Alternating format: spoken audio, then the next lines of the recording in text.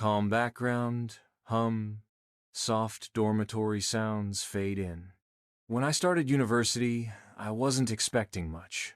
New city, new people, a fresh start. I was excited. Nervous too, but mostly excited. My name's Dan, and back then I was just an ordinary freshman trying to find my footing in the chaos of campus life. The day I moved into my dorm room, I was met with cheap carpet, creaky furniture, and a bunk bed that wobbled when you breathed too hard. Nothing fancy, but I didn't care. It was my first taste of freedom.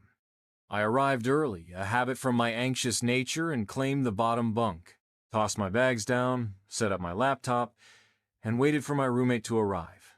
And then, he did. Scene transition. Door creaks open slowly. The door opens softly, and in walked a guy. Tall, pale, quiet. A duffel bag slung over one shoulder. Dark hoodie pulled tight around his face. He looked at me with dull, emotionless eyes that felt like they were looking straight through me. He didn't speak, just nodded once and started unpacking. "Hey," I said, trying to break the tension. "I'm Dan."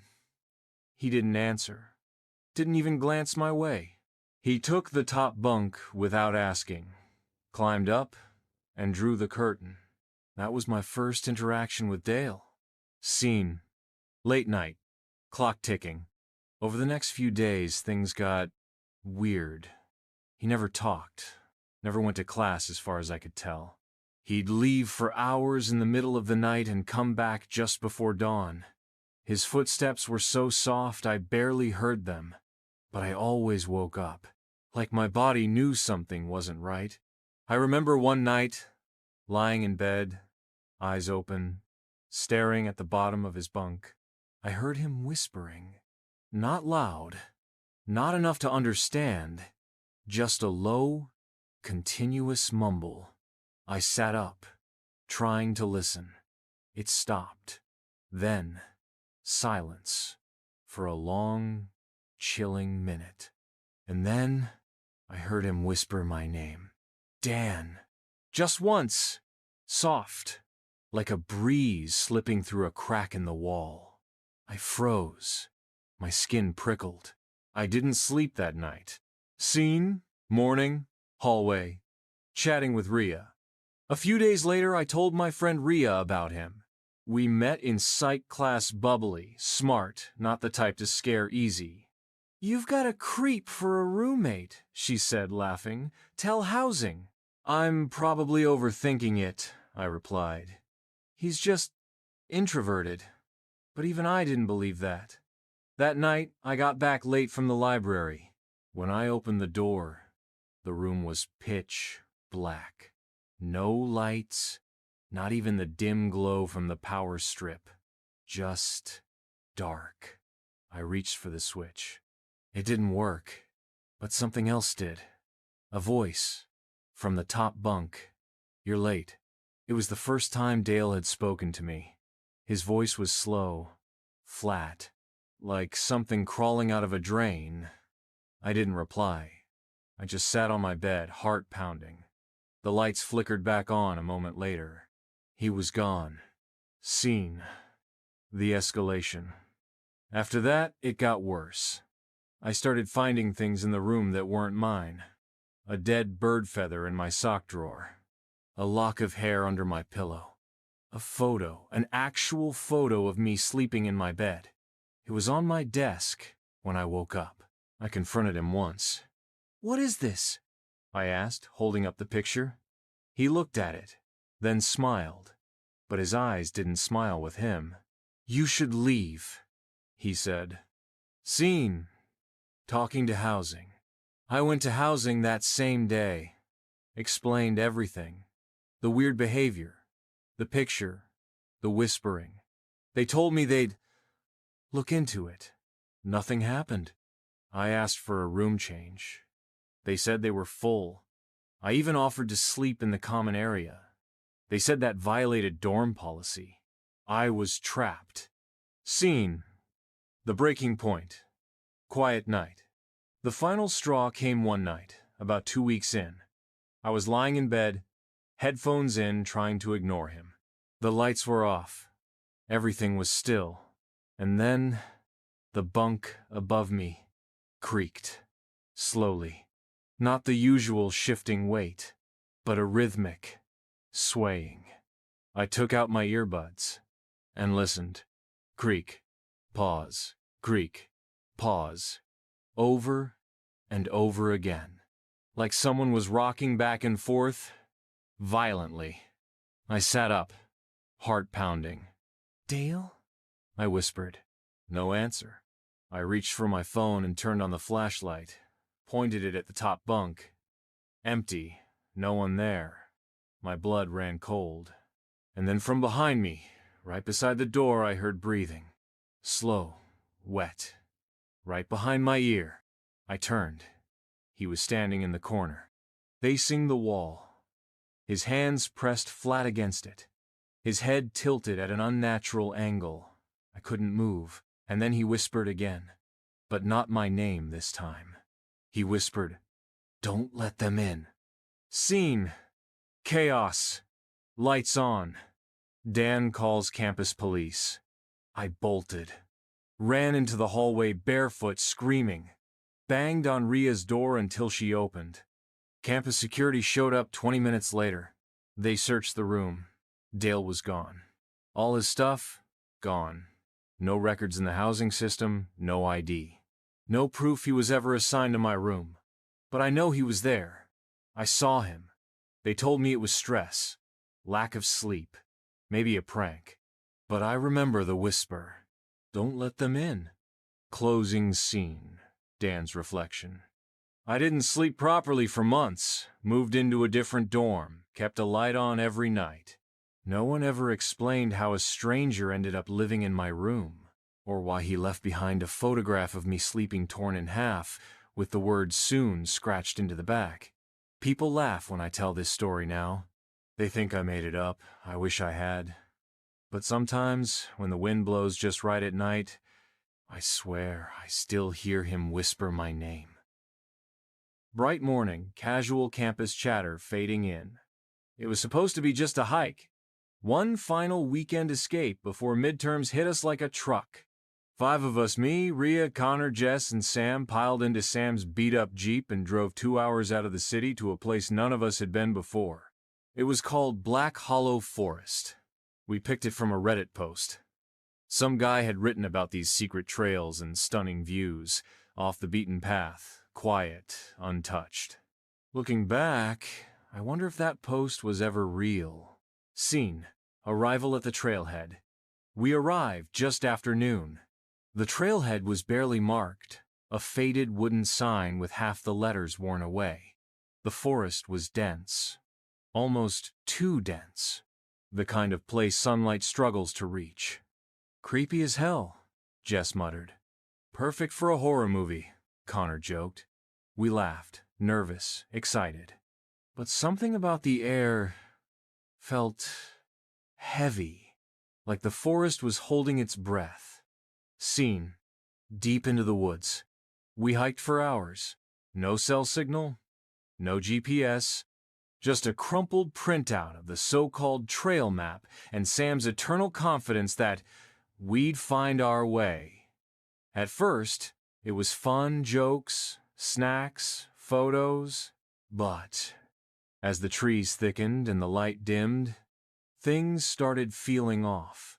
No animals, no birds, just the sound of our own feet and the occasional crack of a twig we didn't step on. Scene. The first strange thing. It was Ria who noticed it first. A symbol. Carved into a tree, a strange circular design almost like an eye, slashed through the middle. "Witchy stuff," Connor joked. "Probably teenagers." But then we saw another, and another. All different trees. All the same symbol, each one carved deeper than the last. "Let's turn back," Jess said. We didn't. We should have. Scene. Twilight. They get lost. By the time we realized we were lost, the sun was already bleeding into the horizon. The map was useless. The trail had vanished, and every direction looked the same.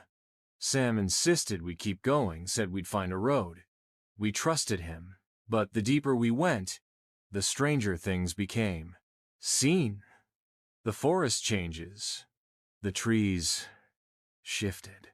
Not literally, not at first, but it felt like they were moving around us. Like the path behind us wasn't the same one we just walked. We started seeing things that made no sense. A child's shoe, half buried in mud. A rusted tricycle, vines curling around the frame. A tree stump with fresh blood on it. Still wet. Someone's messing with us, I said. Yeah?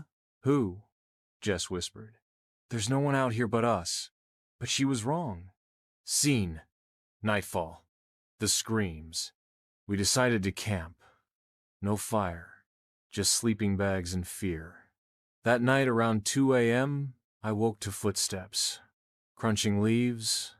Slow. Deliberate. I sat up, heart pounding. Then I heard it.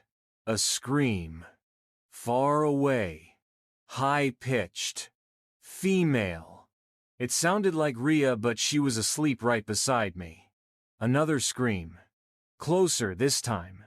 Jess bolted upright. Did you hear that? We all did. Sam grabbed the flashlight. It flickered like it didn't want to work. We stood in a circle, backs to each other, listening. Then silence. But not peace. The kind of silence that hurts, that presses against your ears. And then, whispering. Dozens of voices. Soft. Surrounding us. Turn around, turn around, turn around. We didn't. We ran.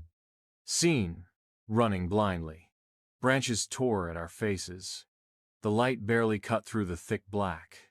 Something was chasing us. We never saw it, only heard it. Crashing through the woods, just a step behind. Jess tripped. Screamed. Connor helped her up.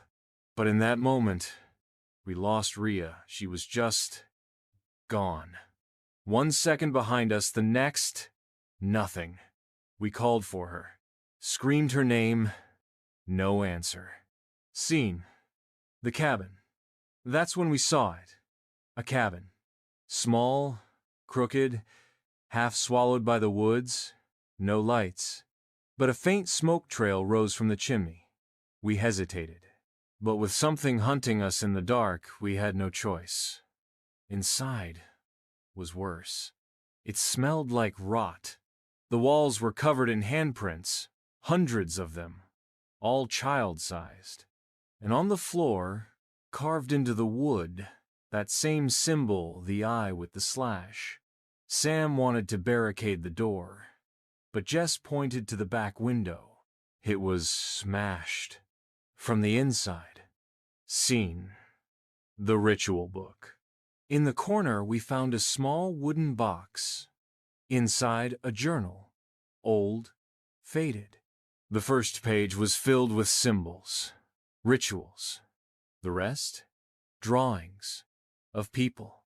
Bound, sacrificed, torn apart. The last page was just a single sentence. They live in the trees. They take what you love.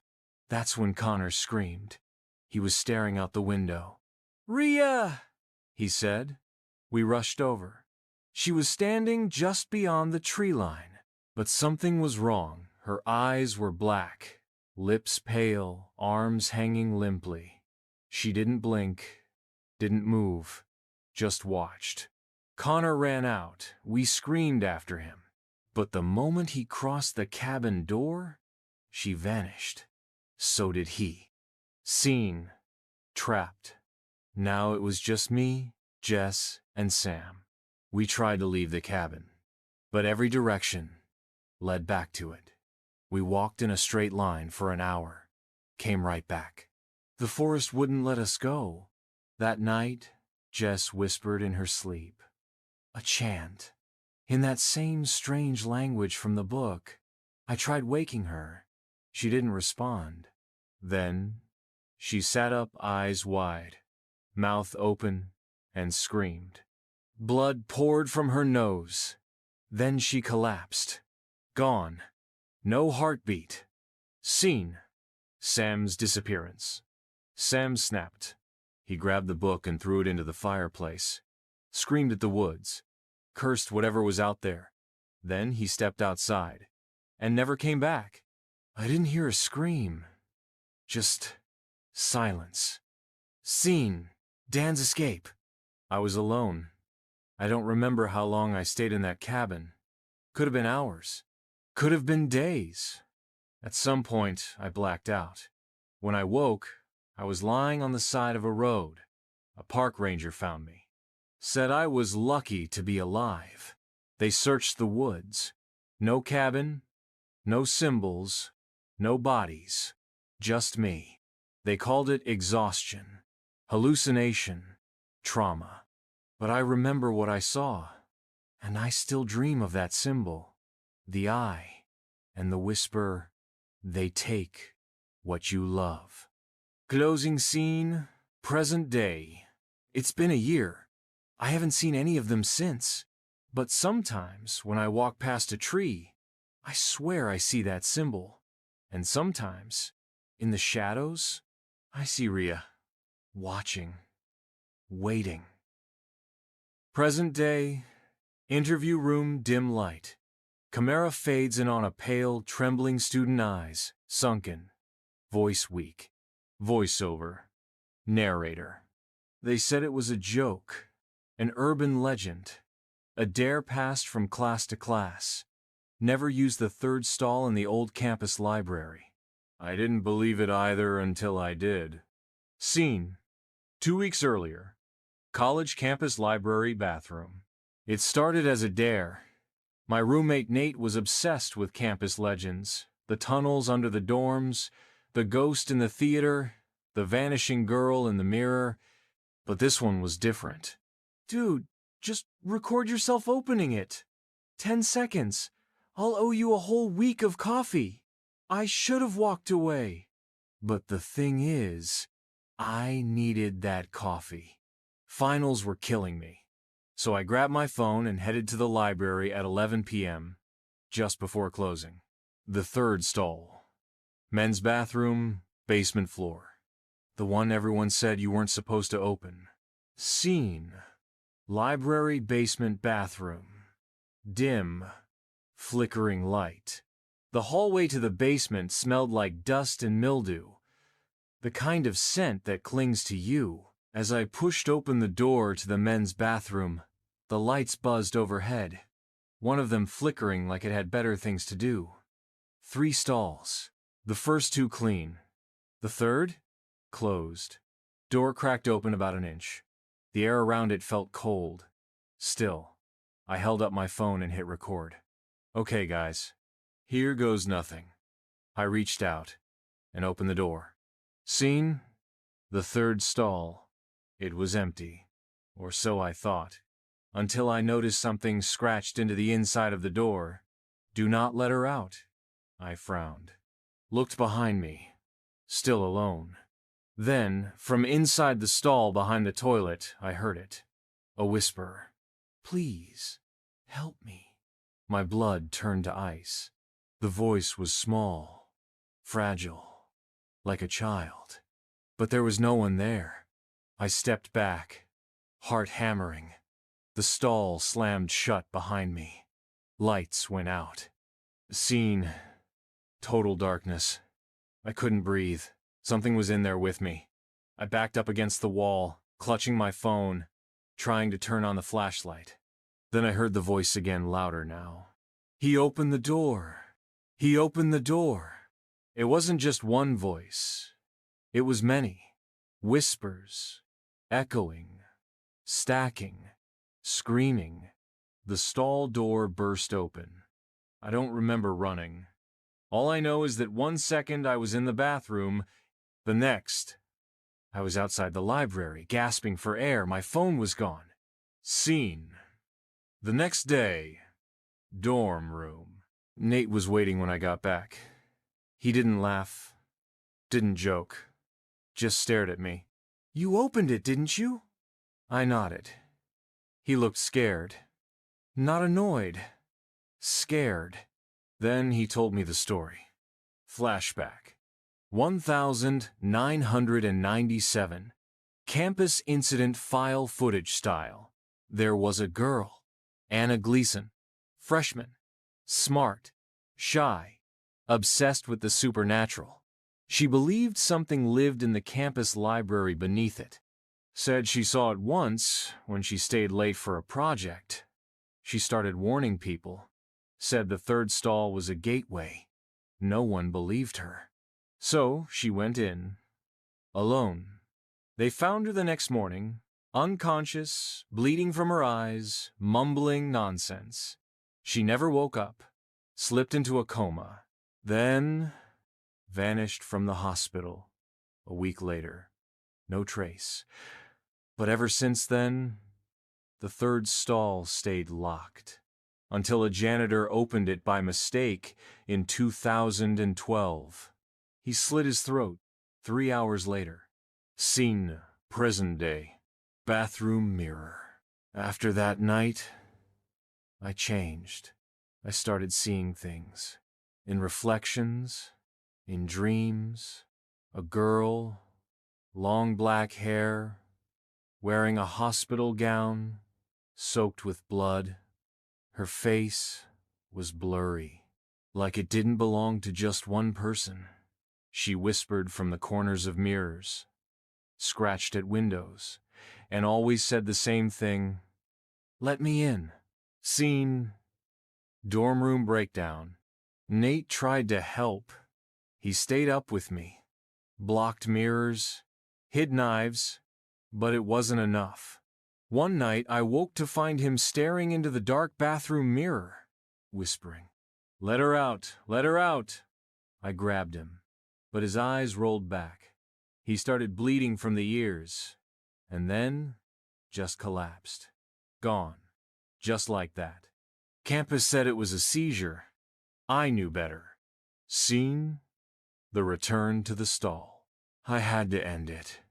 I went back to the library. Basement floor, same bathroom, same stall.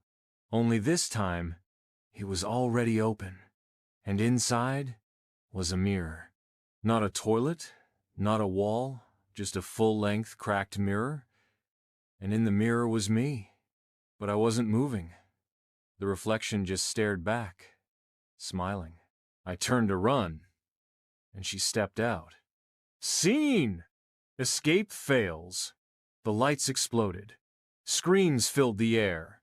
Not from her, from me. I was being pulled into the mirror, dragged backwards by cold, invisible hands.